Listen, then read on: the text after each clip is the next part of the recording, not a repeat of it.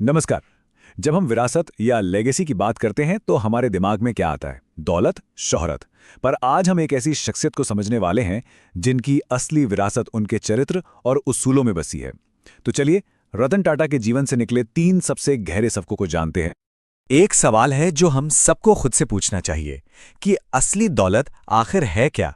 क्या ये सिर्फ पैसा है या फिर नाम कमाना?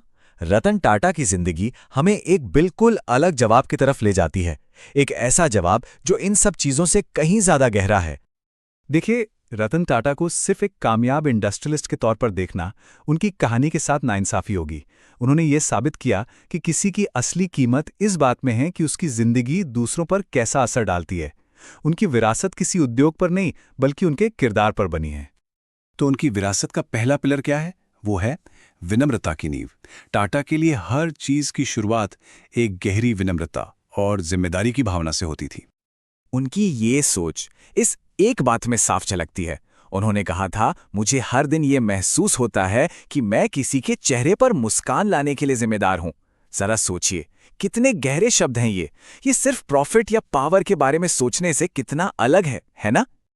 तो उनके लिए विनम्रता का मतलब था ये समझना कि सच्ची लीडरशिप दूसरों की सेवा करना है। इससे फर्क नहीं पड़ता कि आपका पद क्या है।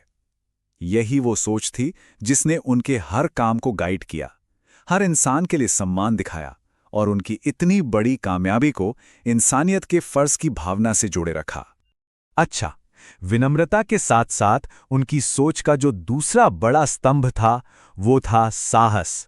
खास तौर पर जिंदगी और बिजनेस में बिना डरे फैसले लेने का साहस।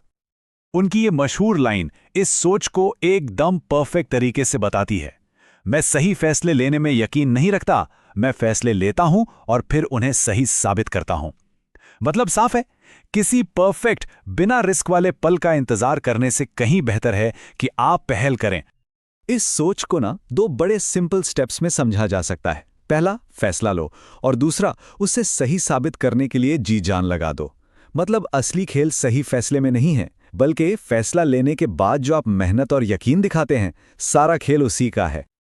और अब आते हैं उनके तीसरे और शायद सबसे असरदार सबक पर, जो हमें एक बहुत ही जानी पहचानी कहानी के जरिए समझ आता है, इंसानियत की ताकत। टाटा नैनो प्रोजेक्ट तो सबको याद ही होगा। इसका मकसद सिर्फ बिजनेस करना नहीं था, ये एक इंसानी मिशन था।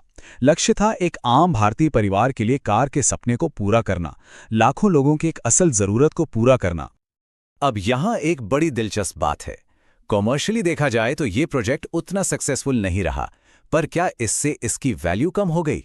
बिल्कुल नहीं, क्योंकि इसकी असली कीमत इसके नेक इरादे में थी। ये हमें सिखाता है कि सच्ची कामयाबी को इंसानियत के पैमाने पर भी मापा जाना चाहिए। तो नैनो की कहानी से असल में सीखने को क्या मिला? यही कि दूसरों की भलाई के लिए इतना बड़ा रिस्क उठाना ही सच्ची लीडरशिप की निशानी है।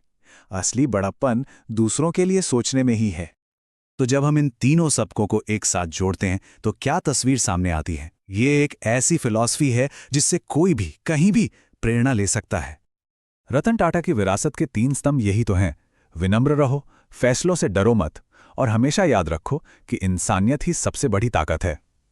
संदेश बिल्कुल साफ है, आपका किरदार, आपकी इंसानियत पैसे और शोहरत से कहीं ज्यादा टिकने वाली चीज है। और आखिर में ये एक बात सब कुछ समेट देती है कि जो विरासत हमेशा जिंदा रहती है वो इंसानी जुड़ाव और ईमानदारी से बनती है। क्योंकि जैसा कहा गया है, आपका बर्ताव और आपकी इंसानियत हमेशा लोगों के दिलों में जिंदा रहती है।